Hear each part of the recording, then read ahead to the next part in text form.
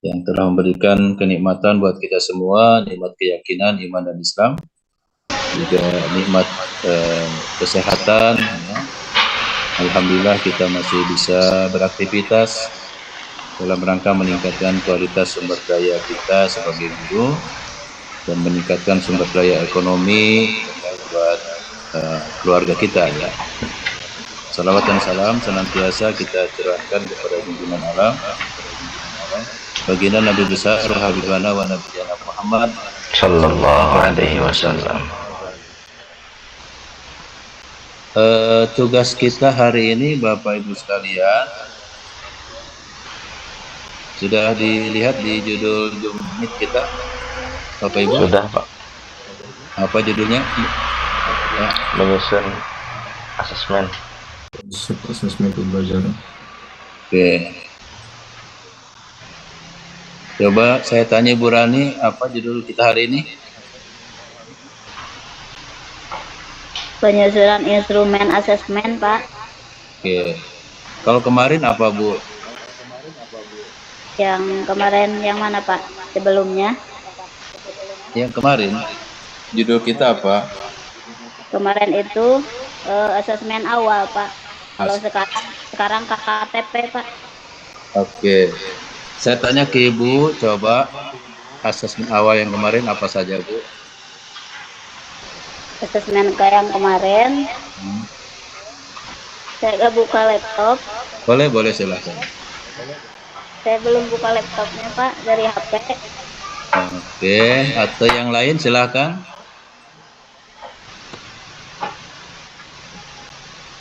Tentang itu hasil asesmen awal, kemudian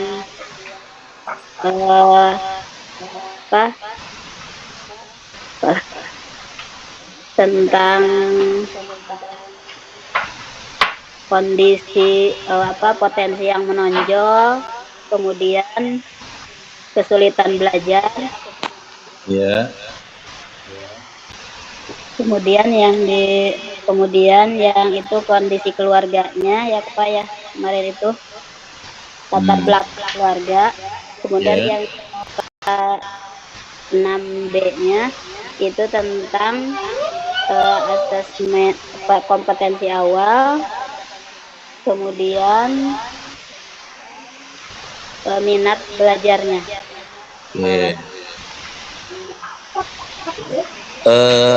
Pak Aceng, asesmen awal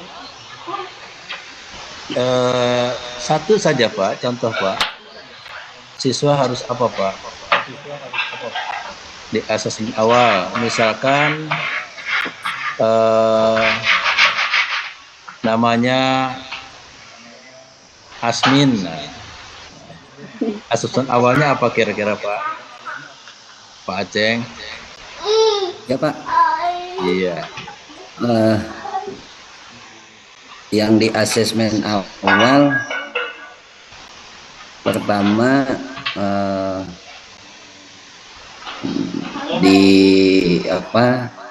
memetakan tentang kemampuan daripada aspek pemahaman awal daripada kemampuan siswa itu sendiri yang nantinya dikaitkan bagaimana latar belakang keluarganya, apa saja yang menjadi potensi yang dimiliki sebelumnya, terus kemudian apa yang menjadi hambatan si anak didik itu. Misalkan asesmen awalnya kita melihat bahwa anak didik itu atau peserta didik itu sudah memahami misalkan toharoh dengan sangat kuat misalkan. Terus latar belakangnya misalkan keluarganya yang saya cantumkan itu yang di nomor 1, latar belakang keluarganya seorang guru. Terus yang potensi yang menonjol atau prestasi siswa sebelumnya dia sangat kuat hafalan. Saya lupa lagi. Bentar Pak.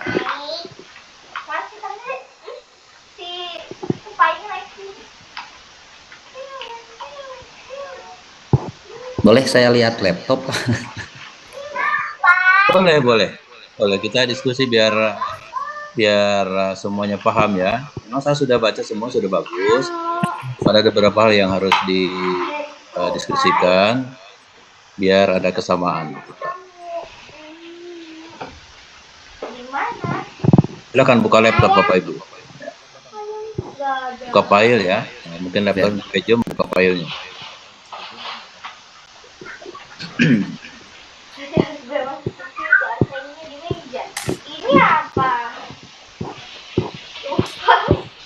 Pertama, dengan nama siswa Andi, siswa ini memiliki pemahaman yang kuat tentang konsep dasar toharoh dan mampu menjelaskan jenis-jenis hadas dan tindakan yang diperlukan dalam bersuci. Latar belakang keluarganya bahwa Andi ini adalah ayahnya seorang guru, ibunya juga seorang guru. Keadaan keluarganya cukup sangat harmonis dengan ekonomi yang tidak tinggi juga tidak rendah. Nah, potensi yang menonjol daripada Andi ini mudah menghafal materi serta orang tua sangat memperhatikan terhadap kegiatan belajar daripada siswa Andi ini. Namun yang menjadi hambatannya dari sosok Andi ini adalah sering kelihatan ngobrol ketika kegiatan belajar mengajar. Mungkin itu untuk seorang Andi, dan dikelompokkan bahwa Andi itu di LK 6B-nya bahwa sosok Andi ini masuk ke dalam kelompok yang cakap dalam memahami konsep toharoh dengan baik dan bisa membedakan antara hadas dan najis serta cara mensucikannya. Andi dengan gaya belajar auditori dan visual, di mana bahwa pembelajaran dengan auditori dan visual ini lebih kepada condong memperhatikan apa yang menjadi penjelasan daripada seorang pengajar atau seorang guru dan melihat yang dilihat dari minatnya, sehingga bahwa Andi ini menunjukkan minat dalam mendengarkan ceramah atau penjelasan dari guru, mudah mengingat informasi yang didengarkan dalam pembelajaran. Serta sosok Andi ini memiliki minat yaitu menyukai presentasi visual sebagai alat bantu pembelajaran. Ini untuk contoh daripada sosok Andi, mungkin itu Pak. Oke, sudah baik ya. Tinggal nanti setiap individu itu akan berbeda, situasi dan kondisi keluarga akan berbeda, dan juga dilihat dari motivasi siswa juga nanti akan berbeda, sehingga isian dari asesmen awal, latar belakang keluarga, potensi yang menonjol dari prestasi siswa sebelumnya, dan juga hambatan ya bagi anak dalam belajar juga akan berbeda-beda. Saya tanya atau siapa yang bisa menjawab, bagaimana cara mendeteksi ini semua Bapak Ibu? Biar Bapak Ibu bisa menuliskan di dalam baik itu asesmen awal, latar belakang, potensi yang menonjol sebelumnya, atau hambatan dan hambatan dalam belajar. Kira-kira kalau dokter mendiagnosanya begitu seperti apa ya? Apakah di karang-karang atau gimana ya? Supaya kita mengetahui betul bahwa ketika melakukan proses pembelajaran ini kita akan bersentuhan dengan psikologi kita ya, dengan siswa kita. Karena latar belakang mereka berbeda-beda. Mungkin juga ada yang punya problemnya, punya masalah di rumah gitu. Dan di semester pertama, tapi ternyata semester kedua dia berbahagia gitu kan, berbahagia lagi, ceria lagi, mungkin dulu ada masalah keluarga dan sudah terselesaikan. Nah, Nah, apakah juga asesmen ini bisa berubah-ubah gitu dalam penilaiannya, dalam apa menganalisanya, atau seperti apa? Apa harus dilakukan oleh Bapak Ibu untuk mendeteksi ini ya? Nah, kalau punya siswa misalkan 30, berarti kan Bapak Ibu harus mencantumkan ya, misalkan 30 siswa di situ, ya dengan latar belakang yang berbeda-beda. Nah, kira-kira seperti apa langkah awal? Siapa yang bisa membantu? Jelaskan. Mungkin bisa dengan observasi, Pak. Oke. Terus seperti apa? Terkadang atau visit ke keluarga, melakukan visit kunjungan ke rumahnya. Ya. Atau bisa juga dengan membuat angket mungkin, Pak ya. Betul. Kuesioner. Iya, Ya. angket. Pendekatan secara pribadi, Pak. Iya. Kebetulan ada jalur BK gitu ya, Pak. Banyak cara ya untuk menemukan, Ya. untuk menjawab semua masalah yang ada di siswa kita, dan tidak hanya masalah, dan kita juga mendeteksi prestasi sebelumnya ya dari siswa itu. Iya. Nah, seperti halnya yang masuk ke UIN misalkan ada jalur prestasi kan. Yang pertama kalian misalkan punya prestasi dia hafid Quran, ya kan? Terus yang kedua ada juga yang prestasinya yang menonjol misalkan bernyanyi, dari olahraga dan sebagainya. Jadi mungkin dari wawancara terakhir ketika masuk UIN untuk mendeteksi sejauh mana kemampuan dari para peserta itu. Nah, ini kan siswa kita ya di kelas, siswa kita, agar kita juga menyampaikan materi sesuai dengan situasi psikologi siswa. Mungkin juga kita ketika di situ ada anak jenderal begitu kan, hati-hati juga kita bicara misalkan ya. Sudah tahu ini anak jenderal, jangan-jangan kita bentak sedikit bisa urusan kan begitu. Nah, dia menyangkut dengan psikologi ya.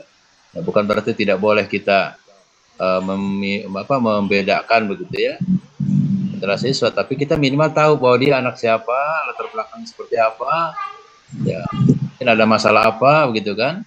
Nah, ya, seperti dulu waktu saya sebelum kuliah ya ngajar di Sanawiyah, ada anak selalu nakal begitu di kelas. Dulu kan tidak ada asesmen awal, tidak ada latar belakang kita selidiki ya.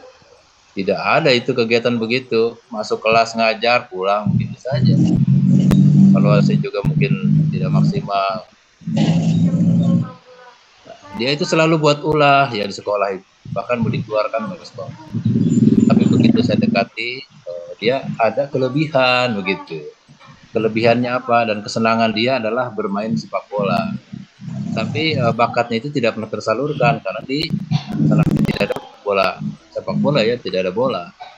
Jadi saya belikan buat tim sepak bola, dia senang main bola dengan timnya. Nah, di situ mulai berbuat baik yang sekolah, karena malu kalau dia berbuat kesalahan begitu dengan saya, karena seolah-olah dia anak emas di dalam kegiatan sepak bola. Berubahlah sikapnya, berubahlah karakternya begitu. Ada rasa malu, rasa takut. Nah itu, jadi kita tahu dengan observasi itu, nah, bisa saja juga memperbaiki karakter siswa. Nah ini, dan kita juga mudah untuk menyampaikan materi ketika kita tahu latar belakang dari semua siswa yang kita ajak. Ya. Oke Bapak Ibu sekalian, kita kembali ke judul kita hari ini. Pak Imron, apa judul kita hari ini Pak Imron?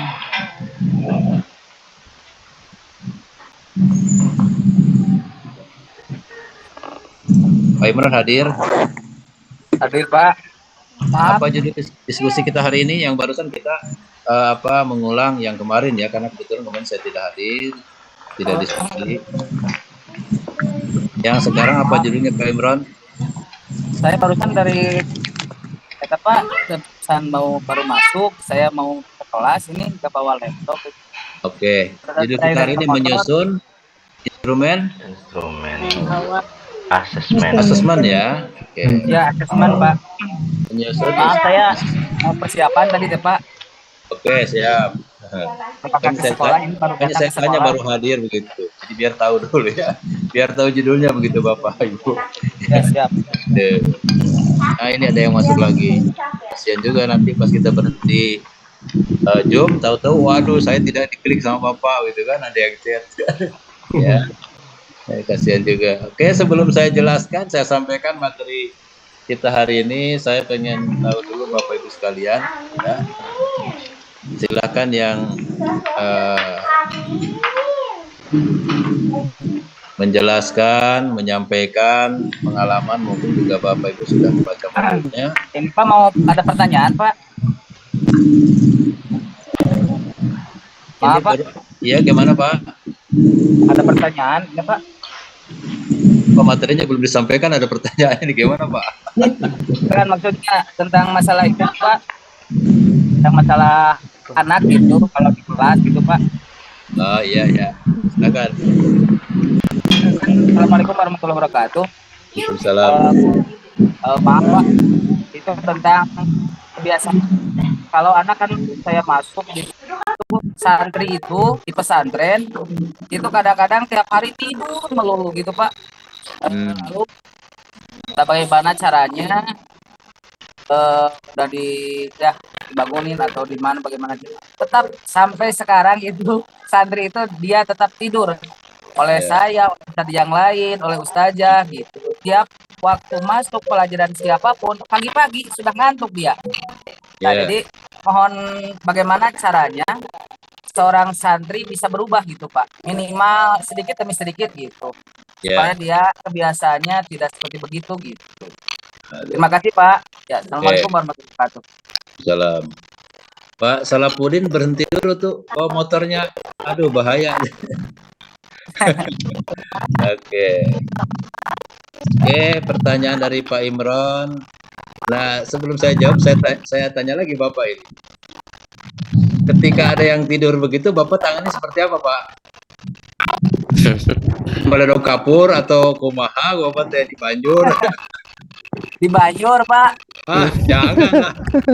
Nanti dilaporkan ke orang tuanya ke pasar Pak. Ah. Jangan dibanjur, jangan disintrek, ya jangan di push up, jangan, bahaya. Okay. Bagaimana pendekatannya gitu, perubahannya gitu Pak, biar kalau setiap hari begitu anak itu sebelum masuk Bapak bawa ke ruang guru Pak, dikasih kopi dulu tuh anak.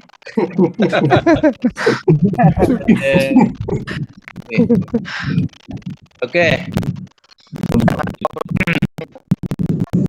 Bapak dekati dia, ya. Ajak ngobrol baik-baik ke ruang guru. Ya, kalau di kelas kan takut malu dia Pak ya. Itu Bapak dekati dengan baik. Ya. Mungkin juga setiap hari dia sholat tahajud Pak, ya, gitu. Sehingga waktu sekolah dia ngantuk. Kan Bapak jadi malu juga, siswa saya tahajud terus tiap malam ya. Nah, akhirnya, Bapak baru tahu, oh ternyata dia tahajud terus, misalkan tiap malam pas begitu sholat, begitu sekolah dia ngantuk. Juga harus dikasih pemahaman ya, bahwa besoknya belajar harus istirahat dulu, misalkan ya. Kalaupun tahajud tengah malam, berarti kan tidurnya harus sore. Jadi kalau di pesantrennya misalkan Kak Kiainya sampai jam 11 malam masih ngaji kitab begitu. Ya. Tapi kan kalau setiap hari begitu juga harus dipertanyakan, dibawa ke dokter. Mungkin juga ada dari segi kesehatan, Pak. Ya. Ada juga Pak di kelas yang tidak pernah tidur, Pak. Bahkan pulang ke rumah pun tidak pernah tidur, ya. Itu tidak pernah tidur, susah tidur. Pas cek ke dokter ternyata dia insomnia ya, gitu. Itu memiliki penyakit itu Pak, sehingga dokter menanganinya. Nah yang begitu biasanya dari kesehatan juga Pak, dari faktor tubuh ya. Maaf nih, biasanya kalau yang tubuhnya gemuk dia jangankan di kasur Pak, di kursi saja tidur ya kan begitu ya? Gitu. Iya Pak. Ya. Di kursi saja tidur begitu. Yang kedua, bisa tidak Bapak Ibu membuat seni mengajar, membuat siswa ceria dan gembira di kelas, ya, agar tidak ada yang ngantuk. Kalau ada yang ngantuk sedikit, bagaimana seni mengajarnya Bapak Ibu? Apakah suruh berdiri dulu atau buat yel-yel dulu, ya, atau gerak-gerak badan, begitu kan? Nah, tapi kalau habis gerak begitu, misalkan motivasi gitu. iya, motivasi. Ya, kalau sudah dikasih motivasi, anak itu duduk lagi, ngantuk lagi, oh berarti dia semua ke dokter, Pak. Ya, gitu. Ada satu hal yang hambat, ya. Iya. Nih, jadi yang harus kita lakukan di kelas, yaitu paling kita memberikan motivasi, ya. Membuat anak bisa ceria, riang, gembira di kelas, pembelajaran kita. Atau mungkin juga metode yang kita gunakan juga harus membuat siswa tertarik, Pak.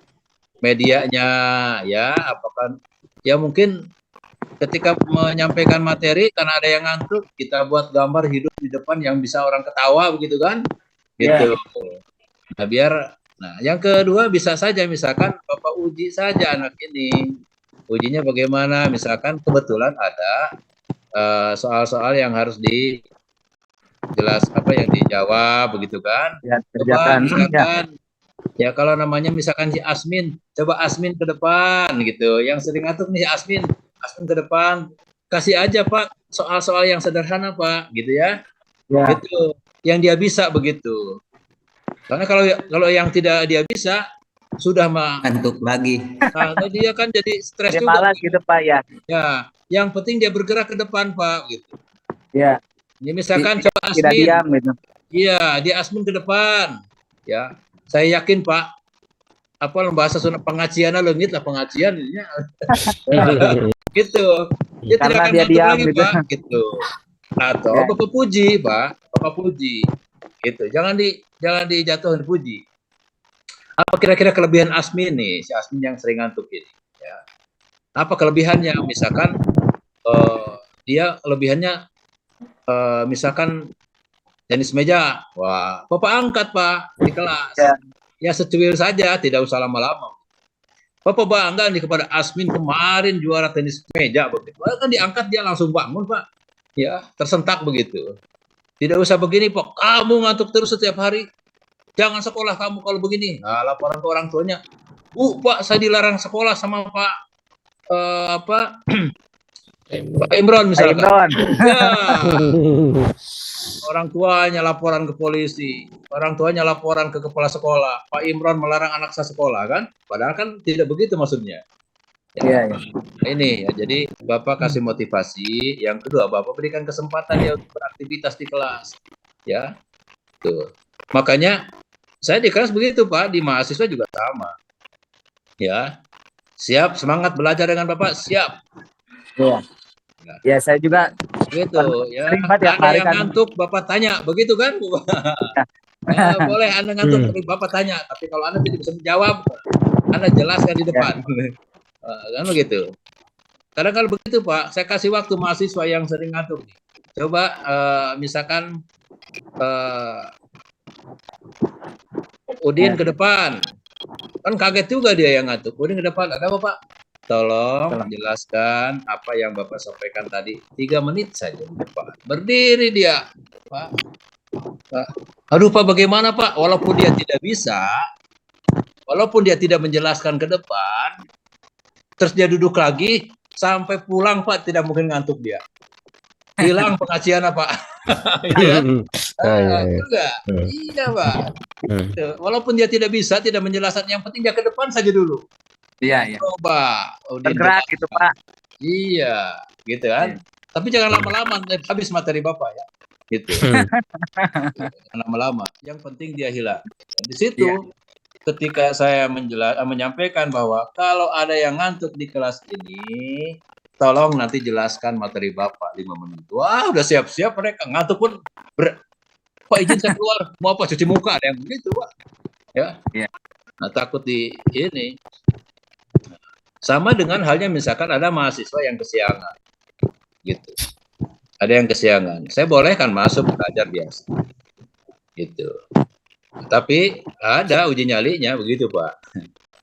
Setiap yang kesiangan, insya Allah setelah Bapak mengajar ini dalam waktu misalkan setengah jam, nah, dia wajib menjelaskan apa yang saya sampaikan dalam waktu 2 menit. Ya, gitu kan? Jadi tidak mau mereka kesiangan, takut disuruh si Bapak nanti di kelas. Gitu. Jadi saya tidak, kamu jangan kesiangan, tidak begitu. Yang kesiangan nanti pasti saya berikan kesempatan untuk menjelaskan materi yang saya ajarkan. Walaupun hanya 2 menit. Atau bisa jadi yang kesiangan akan mendapatkan hukuman pertanyaan dari saya ketika saya mengajar di kelas. Wah, tidak ada yang kesiangan, Pak. Gitu. Rapi semua. Ya, di kelas. Kenapa? Karena takut juga ternyata mahasiswa yang kesiangan ditanya begitu. Ya. Nah ini. Oke, kita kembali ke laptop, Pak. Ke materi kita hari ini ya. Ya Pak, terima kasih Pak. Ilmunya. Terima Nah, kasih. sekarang kita bicara tentang apa tadi Pak Asep? Pak Imran? Judul kita? Tentang elemen Pak. Menyusun instrumen Elemen. asesmen ya. Nah, sebelum saya sampaikan, coba yang lain yang sudah buat tugas atau yang sudah membaca atau sudah mempelajari dengan baik ya. Menyusun instrumen asesmen. Assessment.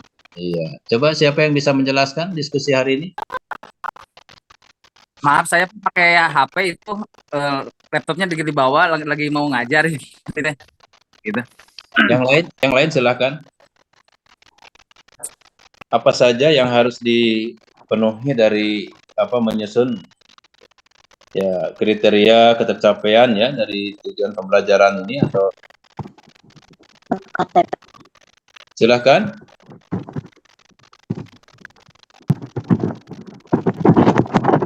Berarti nanti ada LK7H sama LK7 7B, 7C. 7B dan 7C. ya, 7B dan 7C ya. Silakan Bapak Ibu.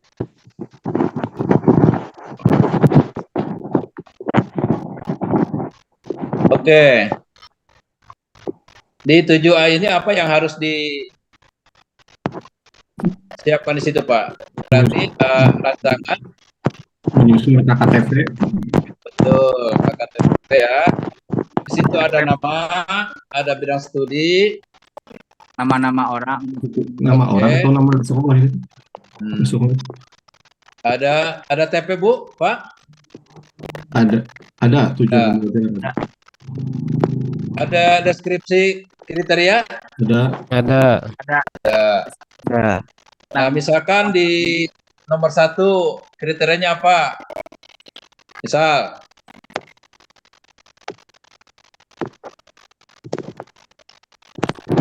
misalkan laporan peserta didik, misalkan menggambarkan atau siswa mampu membaca Al-Quran surat Al-Fatihah. Fatihah, misalkan Atin. Terus yang keduanya mampu menulis gitu Pak ya? Iya. Mampu menghafal. Wah. Terus ketiganya mampu menerjemahkan, ya kan? Ya. Terus yang keempatnya mampu menyimpulkan isi kandungan dari surat Al-Fatihah. Kandungan dari surat Al-Fatihah. juga misalkan yang kelima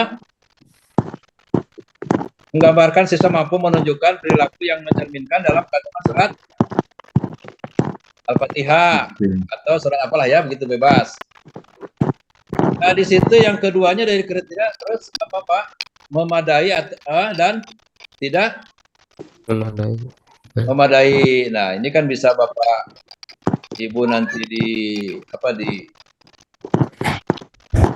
cek ya dari siswa kita. Dari memadai atau tidak memadai. Itu rancangan KKTP yang A-nya. Kalau rancangan KKTP yang B-nya Bu, Pak? Rancangan KKTP menggunakan rubrik misalkan. Ini kan deskripsi ya.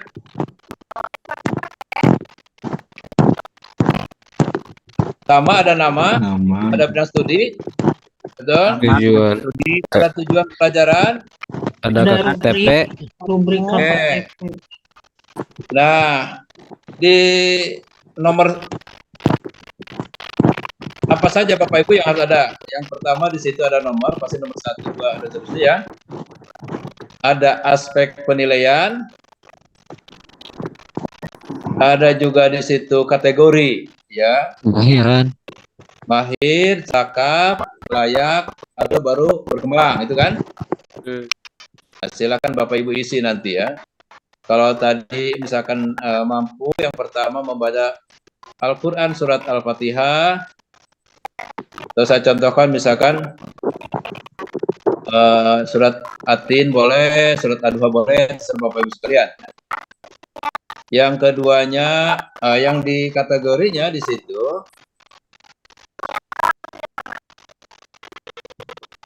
misalkan di Mahir, dapat membaca Al-Quran surat Al-Fatihah dengan tartil. Ya, dari sisi makharijul huruf dan tajwid, gitu kan? Ya. Bisa begitu, dapat membaca surat Al-Fatihah dengan tartil dari sisi makharijul huruf, tapi tajwidnya masih kurang, itu cakepnya ya. Di layaknya dapat membaca Al-Quran surat Al-Fatihah, misalkan, tapi dari sisi makharijul huruf dan tajwid masih kurang. Tadi baru berkembangnya belum dapat membaca Quran surat Al-Fatihah. Itu contoh ya.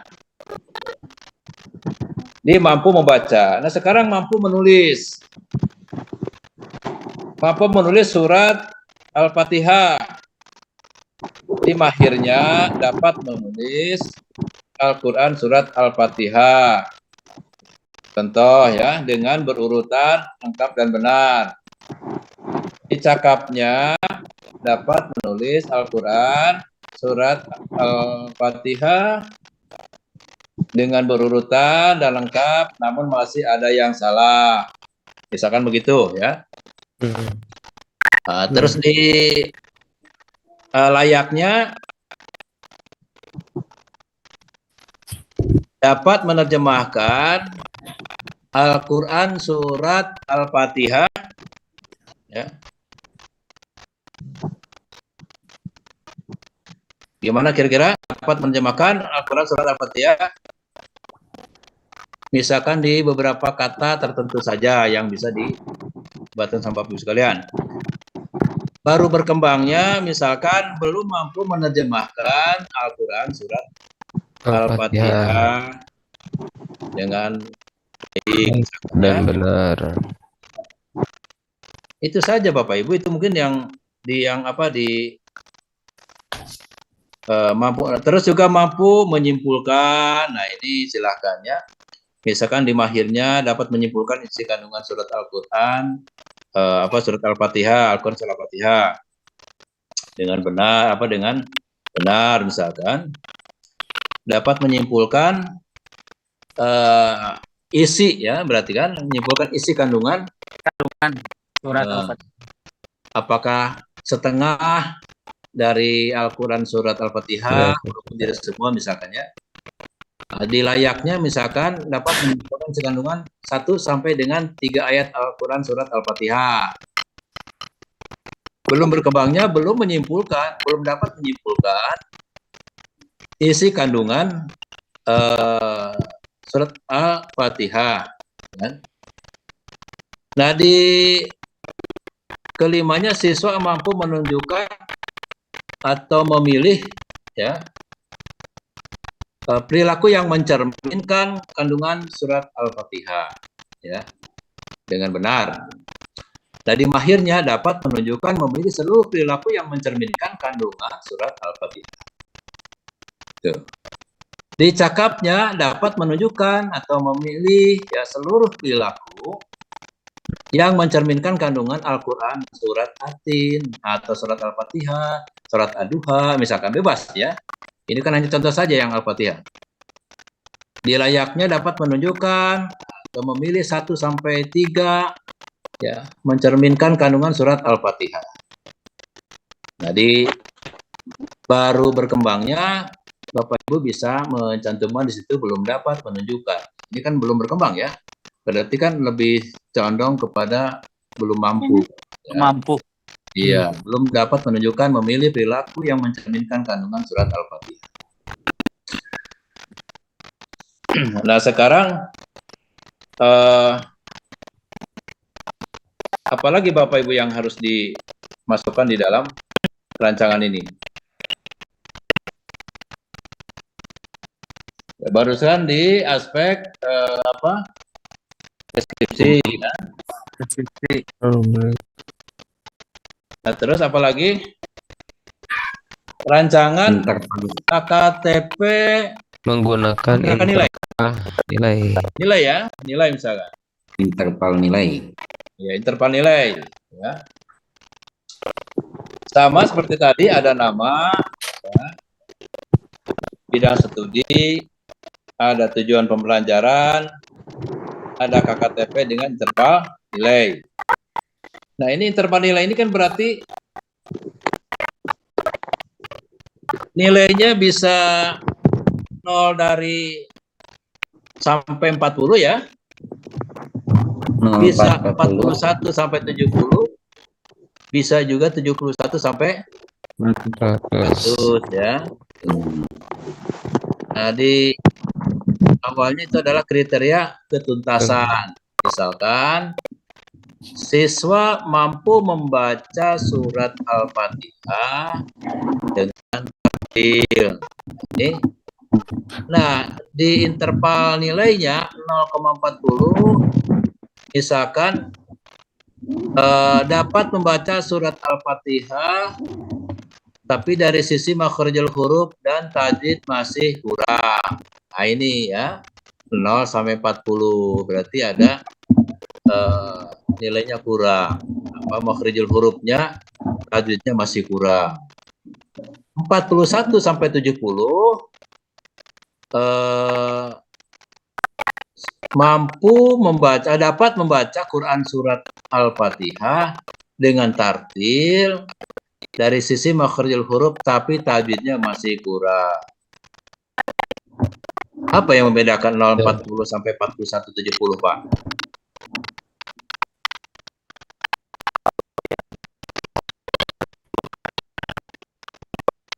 Iya. Terus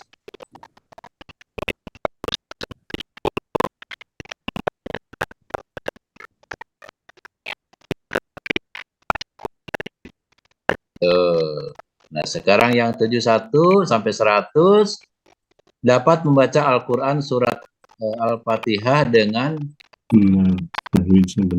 tartil dari sisi makharijul huruf dan tajwid. Nah, iya, jadi membacanya juga tartil, bagus. Makharijul huruf dan tajwidnya juga bagus. Nah, ini cara menggunakan interval nilai. Jadi Bapak Ibu membuat kriteria nanti. Jangan sampai begini, kok Pak nilai saya 70. Ada juga mahasiswa saya begitu, Bu. Pak. Ya. Berarti jadi kalau di mahasiswa kan biasa dikasih soal 5 nih. Tapi nilainya 100 ya kan? Ya. Nah, nilainya 100 dibagi 5. Tapi kan setiap soal beda-beda Pak itunya jumlahnya ya. Penilaiannya ada yang 15 begitu kan? Ya. Ada yang 20, ada yang 25 begitu. Ada yang 30 per soalnya, tergantung berat tidaknya soal itu. Nah, sama juga sebetulnya ketika mahasiswa menjawab, ini jawabannya benar baik tetapi belum benar begitu. Jadi sudah baik ini jawabannya begitu, cuman agak sedikit menyimpang. Nah, yang seharusnya misalkan nilainya 15 jadi 12 gitu kan. Itu tingkat mahasiswa. Nah, untuk tingkat misalkan di pendidikan agama Islam ya, yang berkaitan dengan surat Al-Fatihah, karena itu mungkin yang kita tadi sampaikan ya. Jadi di 0 sampai 40 di situ dapat membaca, tetapi juga dari sisi makhrijul huruf ya dapat membaca saja. Iya, dapat membaca saja. Hurufnya kurang, tajwidnya kurang ya. Jadi 4170 membaca suratnya dengan tartil ya. Makhrijul hurufnya makhril huruf tapi tajwidnya masih kurang ya. Kurang. Kalau yang 1 sampai 100 ya baik semua gitu. Tartil dan bagus.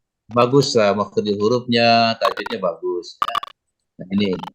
Jadi kita tidak akan disalahkan oleh orang tua siswa. Kenapa anak saya dapat nilai begini? Oh ini Pak, kita sudah menilai dari tiga aspek ini ya. Apa dari interval nilai itu ya. Jangan sampai ada juga dosen ya yang sudah meninggal dikasih A ya. Ini masalah rame lah di kampus ya. Yang udah meninggal dikasih A, mungkin juga didesak oleh jurusan dia cepat-cepat harus ngasih nilai. Sementara soalnya belum diperiksa. Mau diperiksa harus memakan waktu 45 hari. Pusing-pusing, dikasih aja nilai semua gitu. Ada yang meninggal dikasih nilai A, ya. Akhirnya kan mahasiswa di kelas interupsi itu ke dosennya. Pak, mohon maaf. Ya kami bersyukur nilai kami baik-baik, ya. Tapi masalahnya kok Pak, ada yang meninggal, Bapak kasih nilai A. Wah, inilah kan. Ya, jadi bahan pembicaraan. Dosen namanya juga pintar jawabnya. Ya. Kamu sudah tidak bisa mendoakan saja kepada orang yang meninggal. Sudah ini, Bapak tidak sempat mendoakan. Ini Bapak kasih nilai A katanya. Biar dia bahagia di sana. Aduh. Ada saja dosen. Iya. Karena Bapak tidak sempat mendoakan dia, ya udahlah, kasihan dia kasih nilai. Itu. Awati ditanya sama malaikat terakhir di situ. Ya, kenapa kamu gak bawa transkrip nilai, Pak? Iya. Itu. Nah, ini bagus juga dosen namanya juga ya. Ini ya. Nah itu Bapak Ibu sekalian, itu contoh saja. Terus yang kedua dari kriteria interval nilai itu di situ siswa mampu. Tadi kan mampu membaca, nah sekarang juga siswa mampu menulis ya. Menulis Pak? Iya, di kriteria ketuntasannya siswa mampu menulis, terus juga siswa mampu menyimpulkan, siswa mampu menunjukkan atau memilih perilaku yang mencerminkan pada surat Al-Fatihah, ya, itu. Jadi ada kriteria yang harus Bapak Ibu cantumkan, tuliskan di situ. Nah, misalkan di siswa mampu menulis, ya berarti di 0 sampai 40-nya dapat menulis Al-Quran surat Al-Fatihah dengan berurutan, tapi tidak lengkap dan masih ada yang salah. Nah ini. Mampu menuliskan, dapat menulis, tapi tidak berurutan, tapi tidak lengkap dan masih ada yang salah. Di interval nilai 40 sampai 70, Bapak Ibu di situ cantum menuliskan Al-Quran surat Al-Fatihah dengan berurutan dan lengkap, namun masih ada yang salah. Jadi tidak fatal, masih ada yang salah ya. 70 sampai 100 dapat menuliskan Al-Quran surat Al-Fatihah dengan berurutan lengkap dan benar. Di kriteria ketuntasan yang ketiga, yaitu misalkan siswa mampu menyimpulkan isi kandungan Al-Quran surat At-Tin dengan benar ya, atau Al-Fatihah dengan benar, surat Ad-Duha dengan benar. Kita konsentrasi ke Al-Fatihah. Maka di situ yang penilaian interval nilai 0 sampai 40 berarti dapat menyimpulkan isi kandungan 1 sampai dengan 3 ayat Al-Quran surat At-Tin dengan benar, dapat menyimpulkan Ya. 1 sampai dengan 3. Dapat menyimpulkan yang 41 sampai 70 dapat menyimpulkan isi kandungan surat At-Tin ya. Berarti kan keseluruhan ya. Atau Al-Fatihah misalkan, keseluruhan.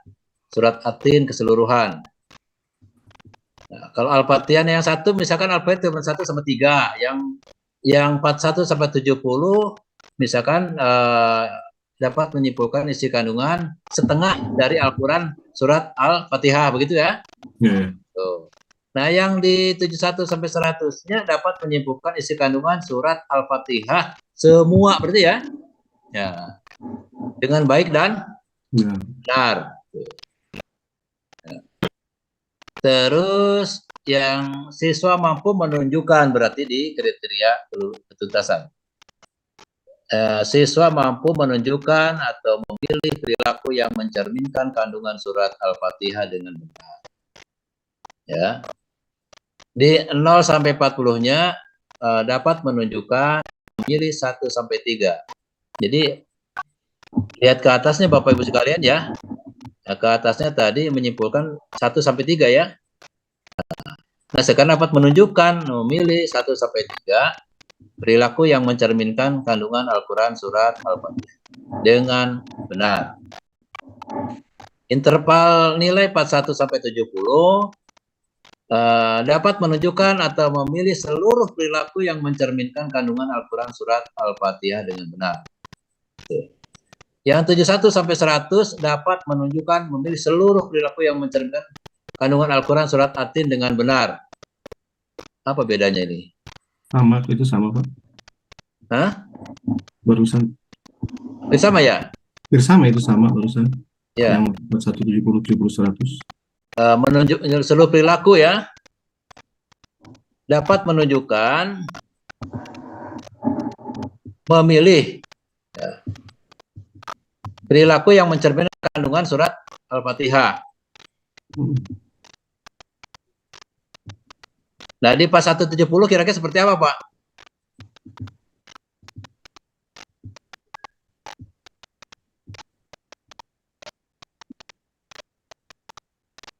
Apa bedanya yang interval 41 70 sama 71 100 yang membedakan? Kalau 170 kali baru sebagian, belum keseluruhan yang dipahami. 71 sampai 100 kan udah sempurna itu, dan keseluruhan yang dipahami. Iya, jadi harus berkurang dari situ ya, berarti kan sebagian ya, sebagian.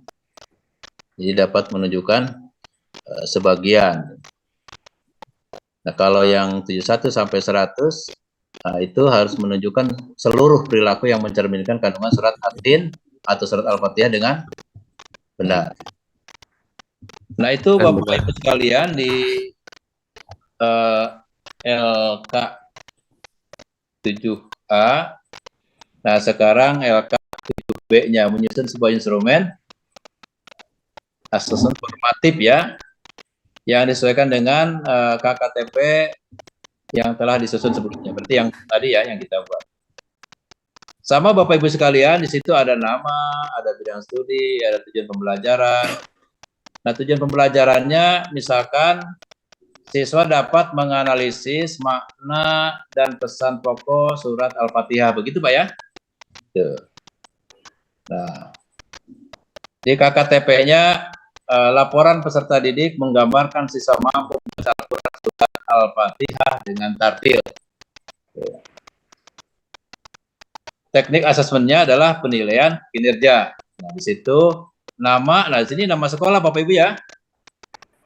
Misalkan SDN mana gitu. Dari kisi-kisi asesmennya. Terus juga ada mata pelajaran. Nah, misalkan PAI kelas berapa, misalkan kelas 5 besar ganjil. Nomor satunya indikatornya apa kira-kira Bapak Ibu? Oke, saya sebutkan saja ya, saya sebutkan saja biar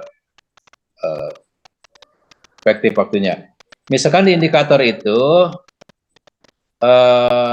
mendemonstrasikan bacaan surat Al-Fatihah, betul Pak, Bu ya? Mendemon. Nah, di instrumennya adalah bacaan surat Al-Fatihah. Ya. Semua berarti ya? 1 sampai berapa ayat, Bapak Ibu? Al-Fatihah berapa ayat, Bapak Ibu? 7. 7. Ya, 1 sampai 7. Yang keduanya mendemonstrasikan indikatornya. Berarti hafalan ya, berarti ya, menghafal ya. Menghafal surat Al-Fatihah 1 sampai 7. Yang ketiganya menjelaskan makna dan isi kandungan atau pokok dari surat Al-Fatihah. Instrumennya adalah ya jelaskan makna atau kandungan surat Al-Fatihah. Yang keempatnya mendemonstrasikan tulisan. Kalau tadi di atas mendemonstrasikan bacaan ya, yang di indikator keempatnya adalah mendemonstrasikan tulisan surat Al-Fatihah. Jadi siswa di situ di instrumennya menulis surat Al-Fatihah secara bergantian.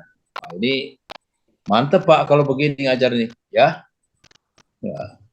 Tidak hanya mendemonstrasikan bacaan, di indikatornya mendemonstrasikan hafalan, penjelasan makna kandungan dari surat Al-Fatihah, dan juga mendemonstrasikan dari surat Al-Fatihah tulisannya. Oke.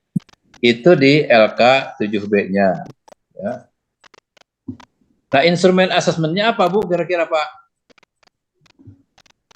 Kriterianya sangat lancar, lancar ya, sedang, kurang lancar, dan tidak lancar. Nah, kasih keterangan sama Bapak Ibu nanti di instrumen asesmennya. Apabila peserta dapat menghafal, menjelaskan kandungan surat Al-Fatihah dengan benar, yang lancar. Yang lancarnya, apabila peserta didik dapat membaca, menghafal, menjelaskan kandungan, dan menulis surat Al-Fatihah dengan lancar, akan tetapi masih ada bacaan 1 ayat yang kurang fasih, gitu kan? Tuh. Di sedangnya, misalkan, apabila peserta didik dapat membaca, menghafal, menjelaskan kandungan, dan menulis surat Al-Fatihah dengan lancar, akan tetapi masih ada bacaan 2 ayat ya. 2 ayat yang kurang fasih. Kalau tadi masih ada bacaan 1 ayat ya, yang atasnya tuh yang lancar, yang sedangnya 2 ayat. Kurang lancar apabila peserta didik dapat membaca, menghafal, menjelaskan kandungan, dan menulis Al-Fatihah dengan kurang lancar. Yang tidak lancarnya apabila peserta didik tidak dapat membaca, tidak dapat menghafal, tidak dapat menjelaskan kandungan surat Al-Fatihah. Nah, ini agak parah nih, tidak bisa apa-apa ya, gitu. Tidak dapat membaca, tidak dapat menghafal, menulis, ya tidak menulis, tidak memahami kandungan. Nah ini ya tidak lulus, ya, tidak lancar. Nah itu di instrumen asesmennya ya.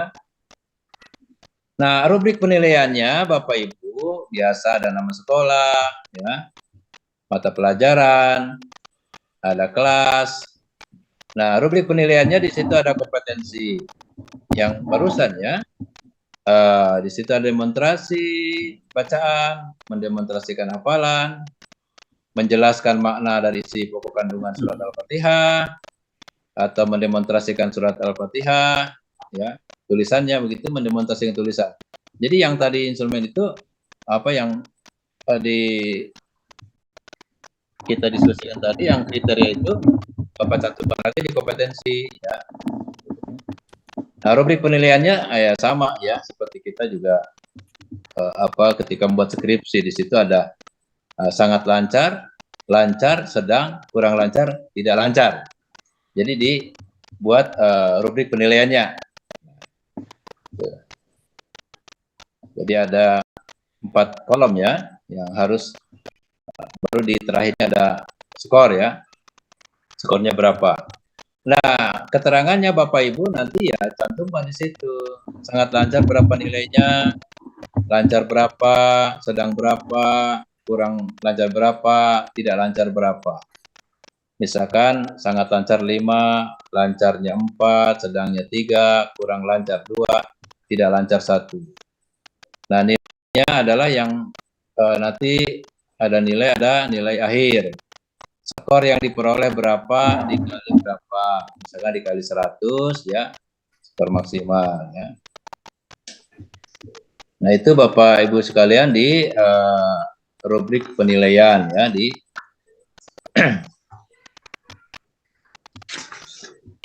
yang selanjutnya di LK 7C, menyusun sebuah instrumen asesmen sumatif yang sesuai dengan KTP yang telah disusun sebelumnya. Sama, di situ ada nama, ada bidang studi, ya, ada tujuan pembelajaran. Tujuan pembelajarannya, minum dulu serat. Di tujuan pembelajarannya, Bapak Ibu sekalian, berarti kalau di instrumen asesmen sumatif ini, siswa dapat menganalisis makna dan pesan pokok surat Al-Fatihah, begitu kan? Ya. KTP-nya laporan peserta didik menggambarkan siswa mampu membaca, menulis, menerjemahkan dan memahami isi kandungan Al-Quran surat Al-Fatihah dengan tartil. Teknik tes tertulis atau teknik asesmennya adalah tes tertulis. Ya. Isi asesmennya, nama sekolah biasa Bapak Ibu tulis, mata pelajaran, kelas ya. Nah baru di situ indikator ya, indikatornya misalkan mengurutkan ayat dalam surat Al-Fatihah. Yang kedua menjelaskan arti dari terus juga menemukan sikap-sikap apa kira-kira ya, atau menjelaskan apa di situ yang berkaitan dengan surat Al-Fatihah, apa kira-kira di situ. Menjelaskan pengertian tentang berarti Bapak Ibu harus tahunya arti dari Al-Fatihah ya, makna dari situ apa kira-kira yang bisa dijadikan sebagai indikator ya.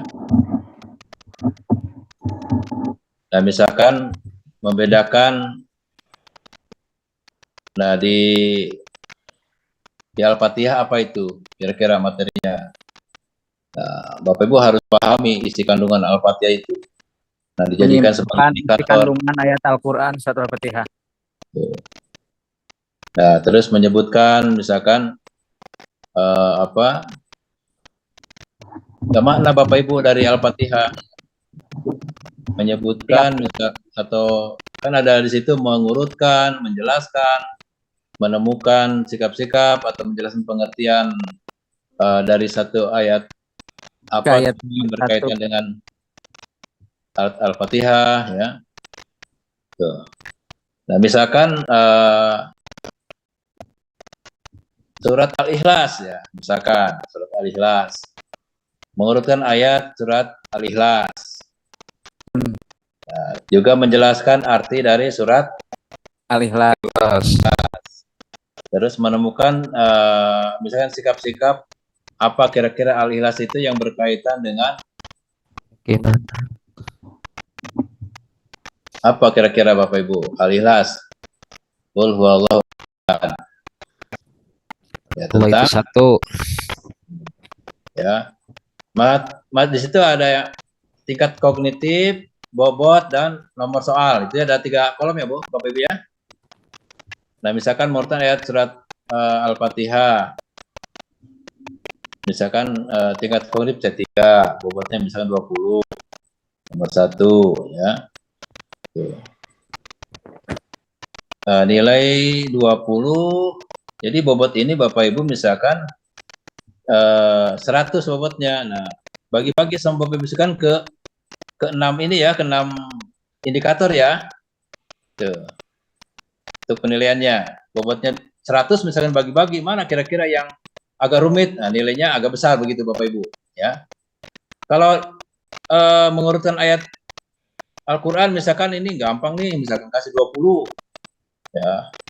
Terus misalkan menemukan sikap-sikap saling atau menemukan sikap-sikap tentang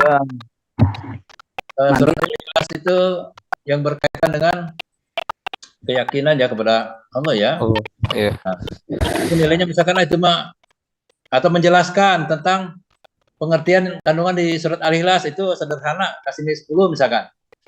Nah itu terserah Bapak Ibu sekalian, nanti bagaimana cara penilaiannya. Ya. Terus di instrumen asesmennya Bapak Ibu sekalian, ya di LK 7C ini dibuatkan misalnya instrumen asesmen, sama ada nama sekolah, mata pelajaran, kelas, tujuan pembelajaran, mampu memahami makna surat Al-Fatihah, ya, dan kerjakan soal dengan jelas dan benar misalkan. Begitu ya Pak ya? Dengan tepat misalkan. Nah ini instrumen asesmennya. Misalkan urutkan 5 ayat dan terjemahkan dalam surat Al-Fatihah. Nah Bapak Ibu tulis 5 atau misalkan 7 ya. Urutkan 7 ayat dan terjemah dalam surat Al-Fatihah. Ya. Nah, misalkan Bapak Ibu tulis di situ suratnya, ya. Atau misalkan 7 kebanyakan, urutkan 5 saja.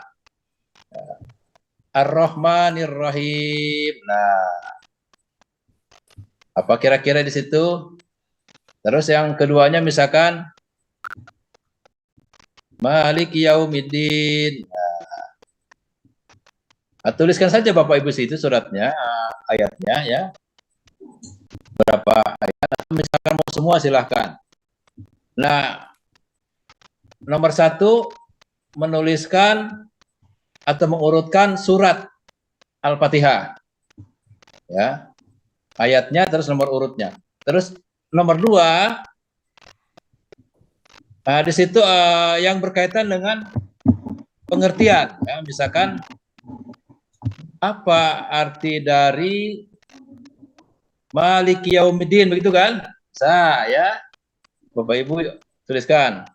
Terus yang ketiganya sikap-sikap apa kira-kira yang tuliskan di situ yang berkaitan dengan surat itu. Apakah menghargai atau tentang ibadah ya. Yang sering kita temukan misalkan di sekolah ya. Terus yang keempat, apa arti misalkan dari merajai gitu kan, apa itu kira-kira apa dari ayat itu? Siratal mustaqim, apa arti dari siratal mustaqim, bisa begitu kan? Apa sajalah ya. Yang kelima, Bapak Ibu bisa menuliskan apa perbedaan. Nah, ambil dari surat itu apa kira-kira. Yang keenam, sebutkan misalkan apa sifat-sifat yang mencerminkan dari sifat-sifat positif yang mencerminkan dari apa surat itu, apa kira-kira. Rubrik penilaian, silakan Bapak Ibu bisa dicantumkan di situ, sama ya. Ada indikator, ada tingkat kognitif, ya, ada skor dan ada kriteria penilaian. Itu bisa sampai 5, bisa sampai 6 ya, C1, C2, bisa C3 terus, ya. Nah di indikatornya bisa silakan Bapak Ibu misalkan mengurutkan terus menjelaskan, menemukan, menjelaskan pengertian, ya, membedakan atau menyebutkan. Saya kira itu mungkin Bapak Ibu sekalian yang bisa saya sampaikan. Pada prinsipnya saya yakin Bapak Ibu sudah memahaminya, karena banyak cara, banyak media yang bisa kita temukan untuk menjelaskan persoalan-persoalan yang berkaitan dengan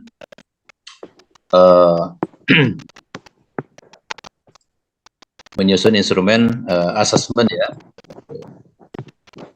Saya kira itu mungkin yang bisa saya sampaikan. Saya kira sudah paham Bapak Ibu ya. Oke, silakan Pak Asep. Nanti yang jawab Pak Aceng ya.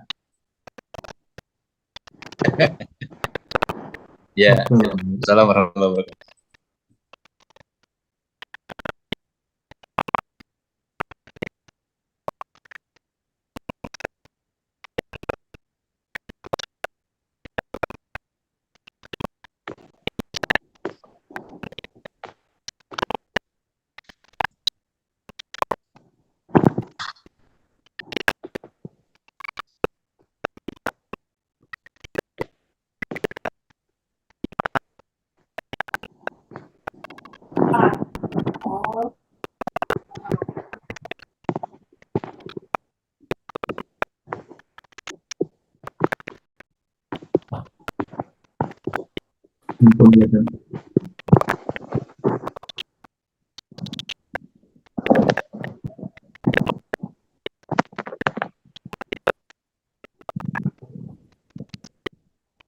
Mangga Pak Aceng, diskusi Pak sekarang, silahkan.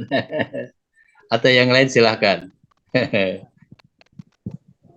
Kita sambil penilaian. Itu tadi di LK7 ya, Bapak Ibu ya. Menyusun sebuah instrumen asesmen formatif ya. Yang ditanyakan asesmen sumatif dan formatif ya, oleh Pak Asep. Apakah sama atau beda?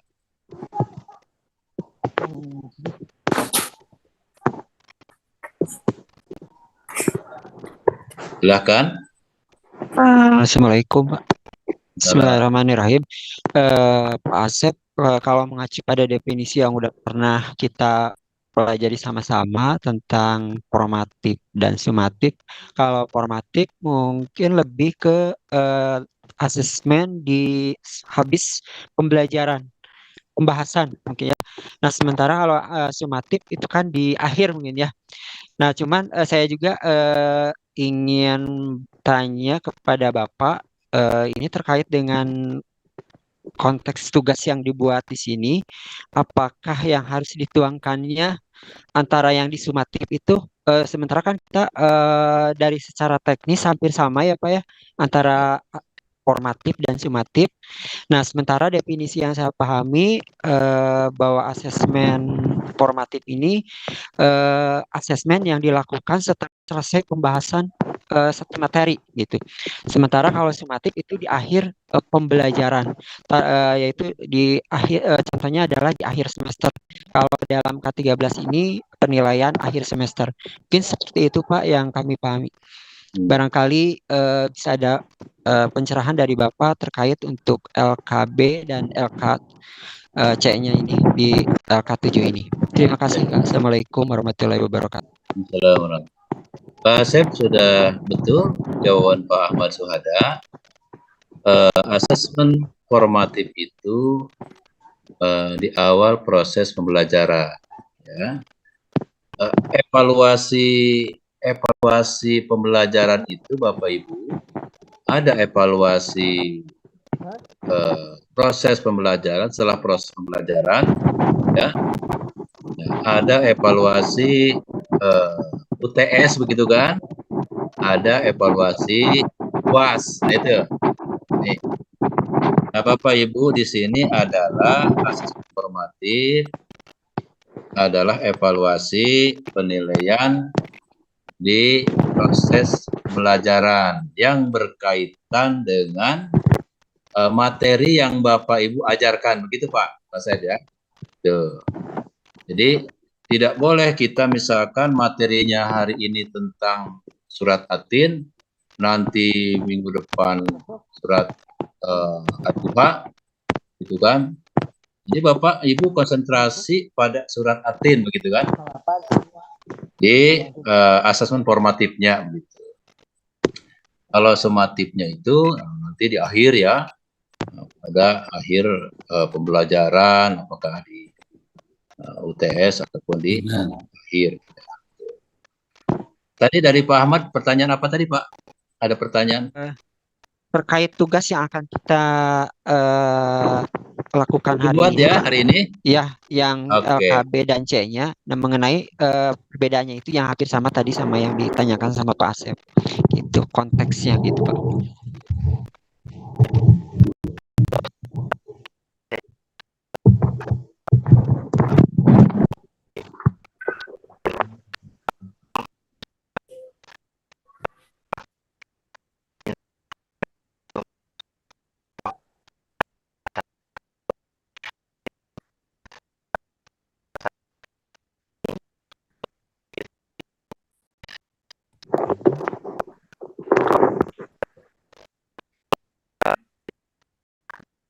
Pak Asep ulangi ya. Suaranya nggak jelas ke saya tadi. Nah, sekarang udah jelas, Pak. Ya.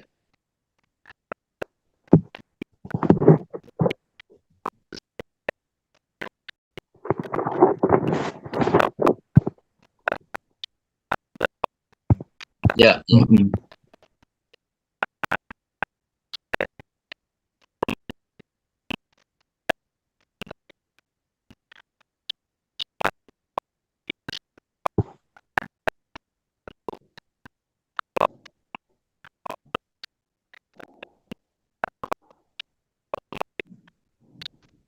Oke, kalau formatif itu pada materi yang diajarkan hari ini, Pak. Ya, tuh. Yang hari ini. Kalau sumatif, nah itu kan bisa pada evaluasi akhir, Pak. Seperti begini, saya mengajar misalkan satu mata pelajaran atau mata kuliah, ya, itu hanya beberapa saja yang di evaluasi, ya. Itu namanya asesmen formatif. Nah, di asesmen sumatif bisa dari awal begitu, Pak, ya. Bisa dari awal sampai akhir begitu.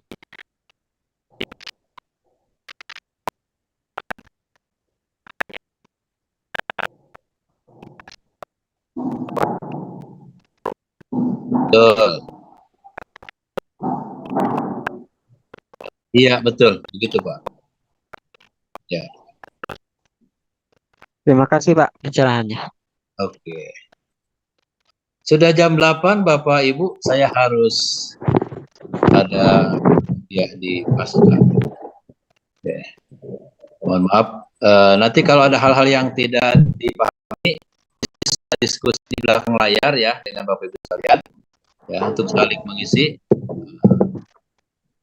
Biar Bapak Ibu bisa memahami dengan tugas-tugas yang dibebankan kepada kita semua, dan atau nanti bisa chat di grup juga ya, nah, untuk komunikasi begitu.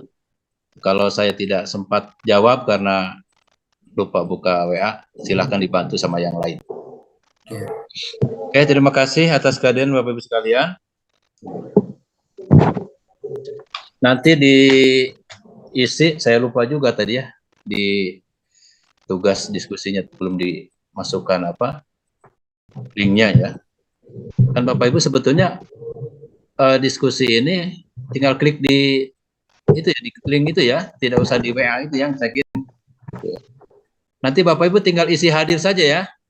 Oh iya, baik, Pak. Isi hadir saja. Masih. Ya. Terima kasih Bapak Ibu sekalian, kita tutup dengan sama-sama Alhamdulillah. Assalamualaikum warahmatullahi wabarakatuh. Waalaikumsalam warahmatullahi wabarakatuh. Ya, ada dua orang yang telat baru saya klik nih, Pak Saiful dengan Pak Ahmad. Tidak apa-apa, nanti silakan di belakang layar ya. Nah, ini baru. Oke, ya silakan dibantu dulu ya.